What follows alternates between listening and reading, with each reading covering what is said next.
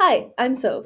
I'm Jace. And I'm Amber. We chose parental leave as our topic, and we'll be analyzing policy in the United States as compared to policy in Canada. During this presentation, we are going to start with a policy overview, and then we are going to move on to comparing the US versus Canadian policies. And then after, we're going to talk about the impact that these policies have on growing families.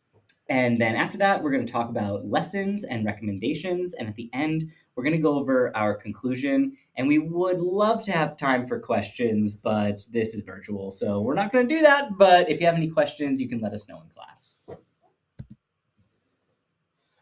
So, a brief overview of what parental leave is.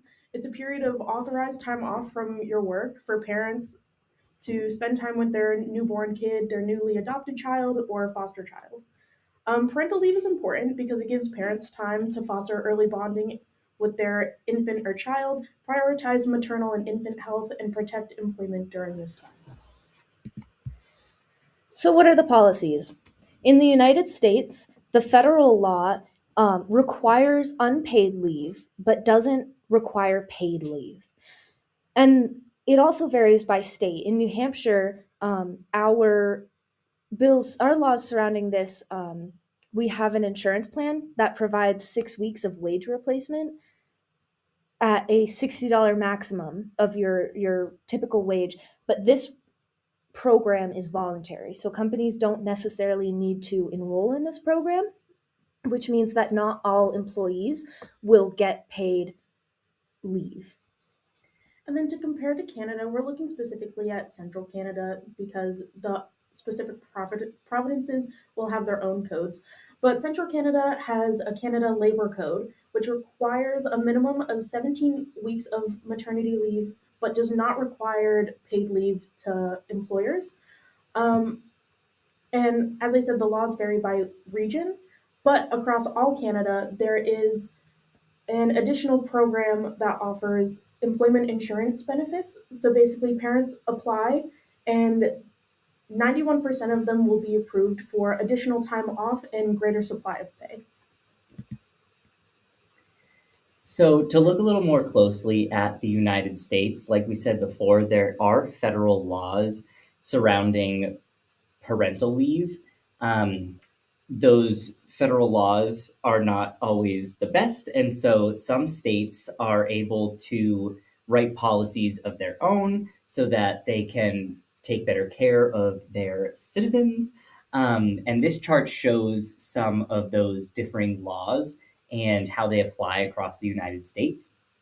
So all of these little teal states that are highlighted are ones that are currently operating under a mandatory um, parental leave policy within their state. So although we have like the federal rules, we also have state laws that are surrounding parental leave. And most of the time, that means offering more parental leave for parents of newborn babies or foster parents or adoptive parents.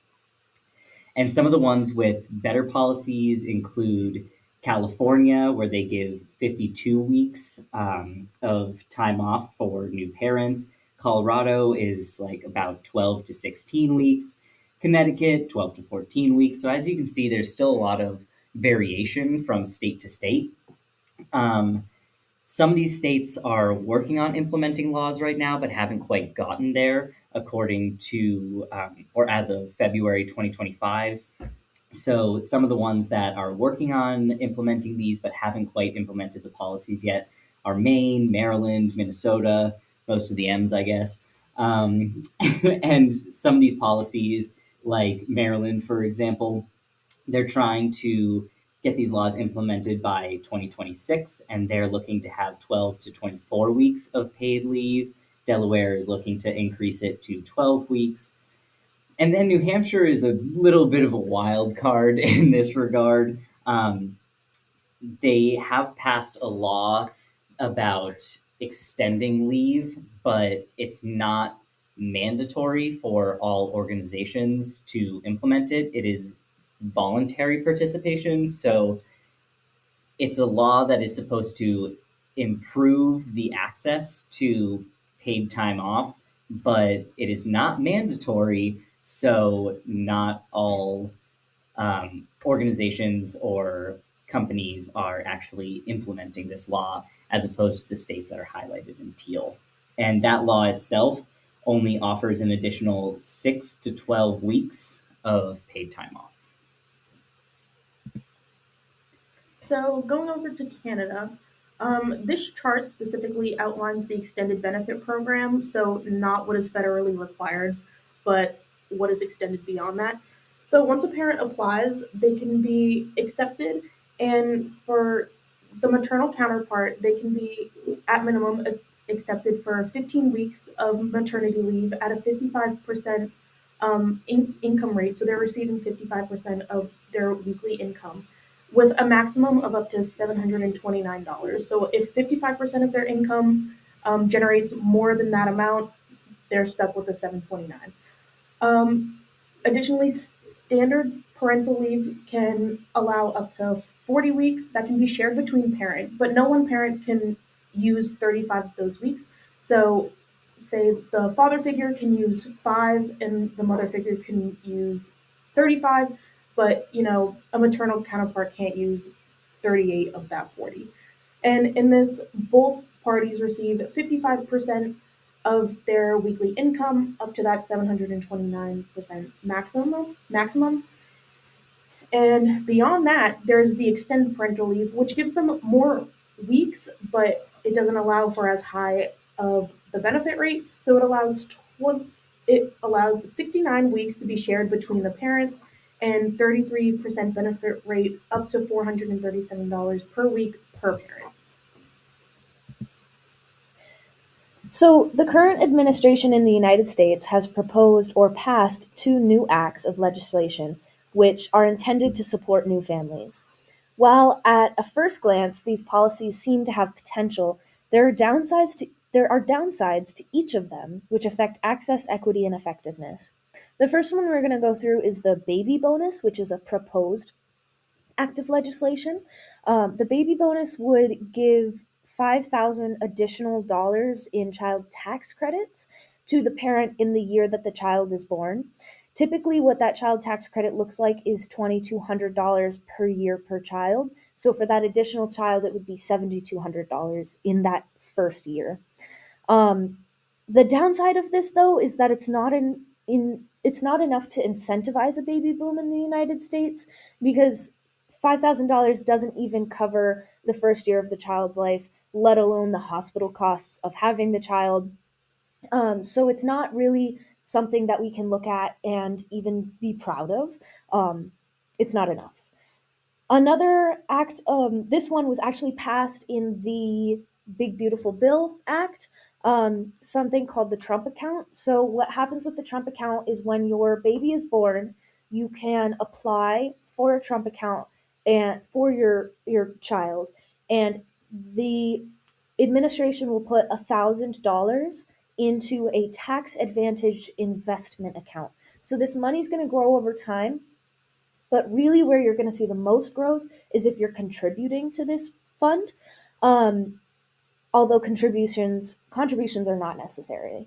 So the downside to this is that um, it really primarily benefits wealthy families who can afford to make large contributions because again, you're not going to see a significant amount of growth that will, in the president's in his terms, really set a baby up for the American dream, as is what he said. So you're not going to see that large growth in income unless you're depositing the maximum of $5,000 a year into your child's account, which is not feasible for many low income families. And this contribution is not tax deductible.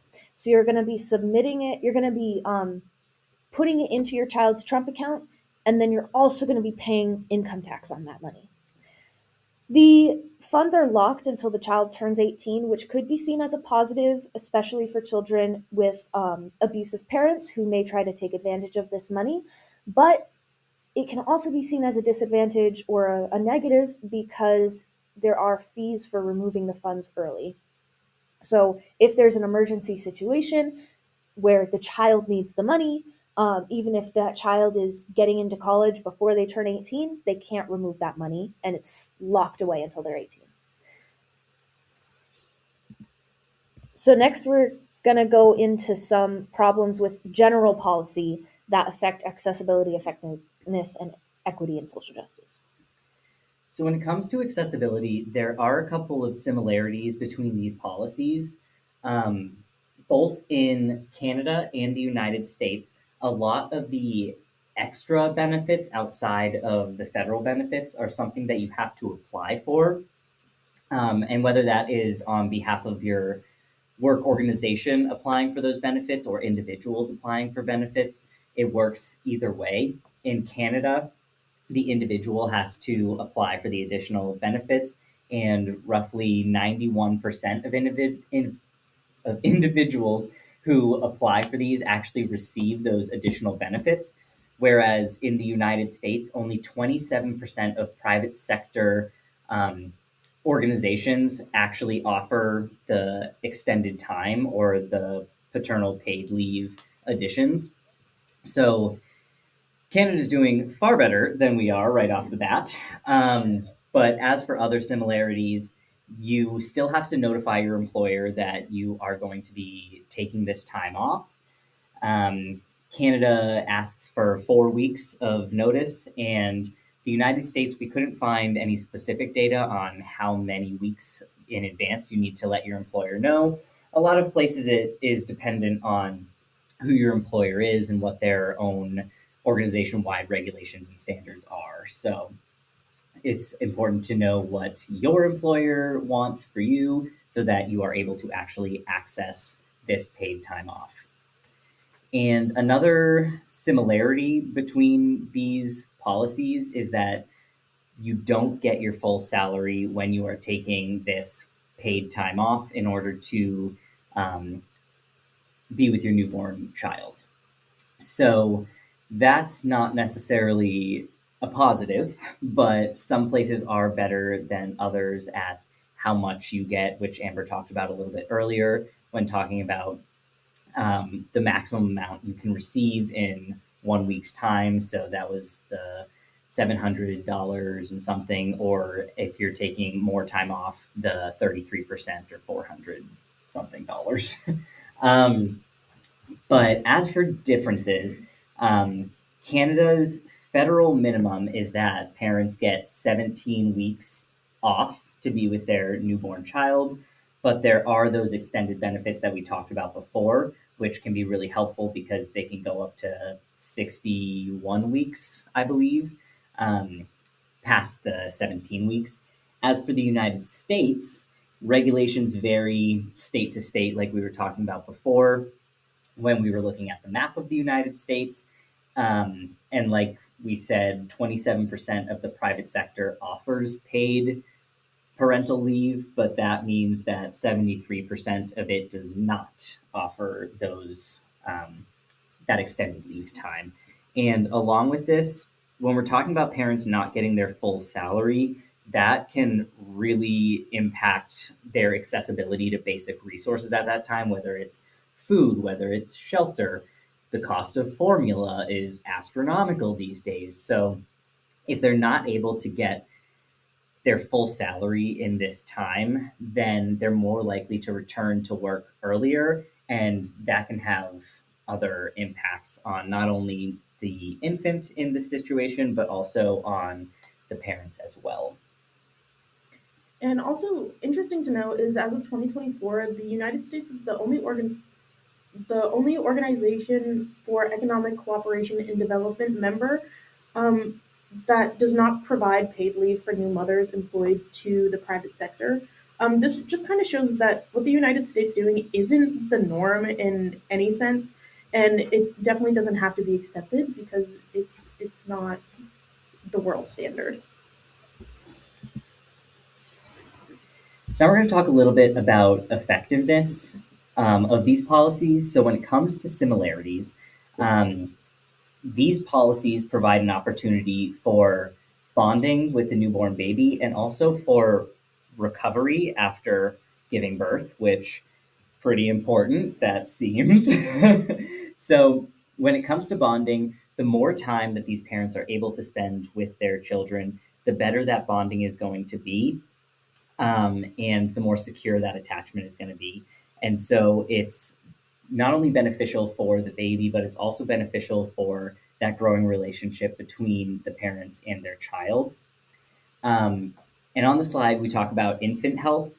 And not only is the additional time off good for the infant's health because they are able to make it to more doctor's appointments, and really spend time bonding and growing, but it's also really important for the birth parents' health as well. It gives the mother, in most cases, the ability to really slow down, take the time to rest, take that time to bond, and really focus on recovering and healing and getting back to their baseline of health. Another really important part of these policies is employment protection. And in both the United States and the Canadian policies, there is employment protection built in. So I don't recall how many weeks the Canadian government protects employment, but it is a big factor in their policy, and it is something that is really highlighted within the policy. The United States is a little less concerned about the employment protection factor. There are some policies that are written specifically to make sure that employment is protected, but there are more barriers or requirements to reaching that employment protection, like working for the organization for a certain amount of time prior to your leave, and also promising to work for them for a certain amount of time after your leave. And these are all things that would have to be reviewed through specific policies, that your organization may or may not have. But as for the differences, Canada has a higher percentage of typical pay. So, as Amber was talking about before, most of the time you get 55% of your paycheck over the course of 17 weeks. Um, but the average is about 15 weeks for Canadian residents, whereas in the United States, there's a very low percentage of typical pay. So it's not to exceed 60% of what you normally get. That is written into the federal law. You cannot receive more than 60% of your paycheck when you are on parental leave. And most Americans take an average of 3 weeks of parental leave after having a baby, which is vastly different than Canada's policies. And as for equity and social justice, there are some similarities in this case. Both Canada and the United States have high numbers of parents who indicated they were not able to take time off for maternity leave due to financial concerns. That is something that we definitely saw beforehand in the United States statistics on the previous slide, when most parents only take an average of 3 weeks off. Um, but there are a lot of differences between these policies. For Canada, more than 40% of low income Canadian parents reported they could not take maternity leave. 81% of these parents indicated they would have stayed home if they were not experiencing financial hardships. As for the United States, more than 30% of low income US parents reported they were unable to take maternity leave, and 72% of parents indicated they would have taken maternity leave if they could afford it. Um, this is important to note because low income families are the ones that are more often impacted by this policy. Um, they're highly impacted, and we see this because the richer keep getting richer while those in poverty continue to struggle. And this is clearly supported by the statistics that we're seeing. Another important thing to kind of take into account when we're talking about the cost of having a child, not just raising the child, but the hospital bill and the 9 months of doctor's visits and specialized care, is that the average middle income family could expect to spend between $16,490 and $36,472 between those two numbers on child related expenses each year, depending on where you live. And this same reputable source reported that that's nearly a 36% income from just 2023, and that was reported in 2025. So costs are getting higher, and previous literature kind of not recommends, but previous literature proves that being poor and being in poverty is more expensive. So if the data existed in the article that I was looking at for lower income and impoverished families, I'm sure that that number would be higher, a higher cost per child. And then, kind of just to wrap it up, we're going to be looking at the impact of these policies and practices. So, as one could assume, more time with a newborn or a newly fostered or adopted child allows for better bonding with their new parents. It allows more recovery time for the birthing parent, as you know, either way of giving birth is an extreme medical occurrence, and that requires time for healing. And additionally, employment protection is crucial because it could be seen as gender discrimination if your job is at risk simply for reproducing. Um, and then, what do these issues mean for social workers? It means that we have to advocate for secure attachment between baby and parents. Um, Having poor bonding could absolutely lead to just worse parent and child relationships, which can affect that child as they grow up and move into society and potentially have their own kids themselves. So, I guess just a quick policy recommendation is to allow more time and to a lot more money. Um, if we look at our president's salary alone, he makes over $400,000 a year. So this money doesn't have to come from taxes and it doesn't have to come from specific employers, but rather our federal government itself. And here are our references, and we thank you very much for listening to our presentation, and we hope you learned something today.